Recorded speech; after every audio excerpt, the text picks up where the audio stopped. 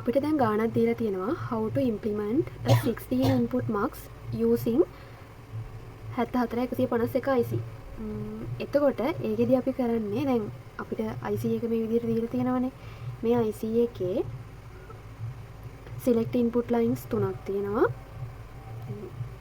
8 to 1 mux එක නම් select input line 3යි, input line 8යි, output line 1යි. ඒ විදිහටනේ තියෙන්නේ. දැන් මේ ඒකට හදපු IC එකක් තියෙන්නේ.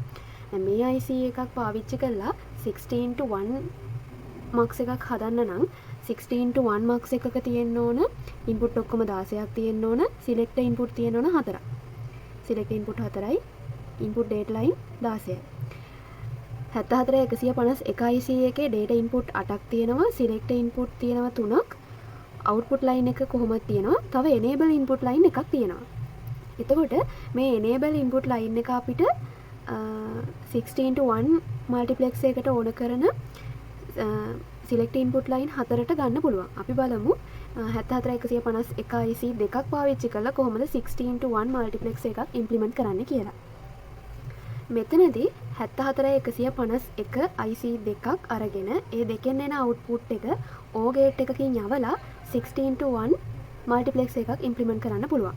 මේකෙදි අපිට ඕන කරන input 16 පළවෙනි IC එකේ input 8ක් විදියට, දෙවෙනි IC එකේ තියෙන input 8යි, 8යි 8යි, ඒ දෙක එකතුව input 16 හරි. දැන් අපිට ඕන select input 4ක්. select input 3ක් තියෙනවනේ එක IC එකක. ඒතකොට S0, S1, S2 හරි. ඒ select input 3ම දෙවෙනි IC එකෙත් තියෙනවා. එතකොට select input 4ක් හරි.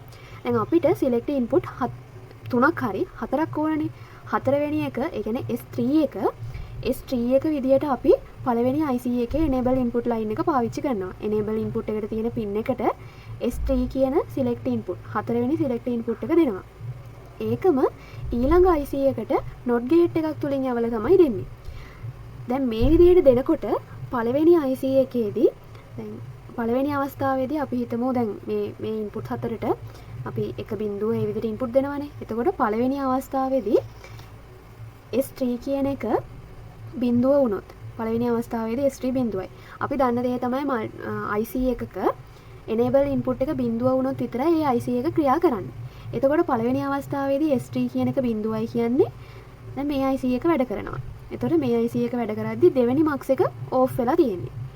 අපි S3 ට 1 දෙන අවස්ථාවේදී S3 ට 1 දෙනකොට දැන් පළවෙනි mux එකේ enable input එක 1 වෙලානේ.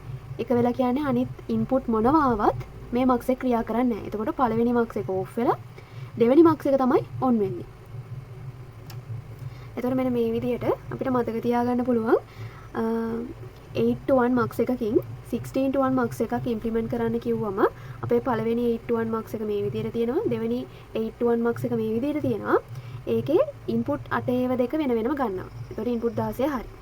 ඊට පස්සේ පළවෙනි mux එකේ මේ පළවෙනි mux එකේ enable input 1යි select input 3යි එකතු වෙලා input 4 හදා ගන්න පුළුවන්. මේක දෙවෙනි mux එකට එනකොට දෙවෙනි mux එකේ තියෙන select input 3යි උඩ තියෙන enable input එක not කරලා තමයි පල්ලෙහා තියෙන mux එකට දෙන්න ඕනේ. පල්ලෙහා තියෙන IC එකට දෙන්න ඕනේ. ඒ විදිහට දුන්නොත් විතරයි මේ IC දෙක එකතු කරලා 16 to 1 multiplex එකක් implement කරගන්න පුළුවන් වෙන්නේ.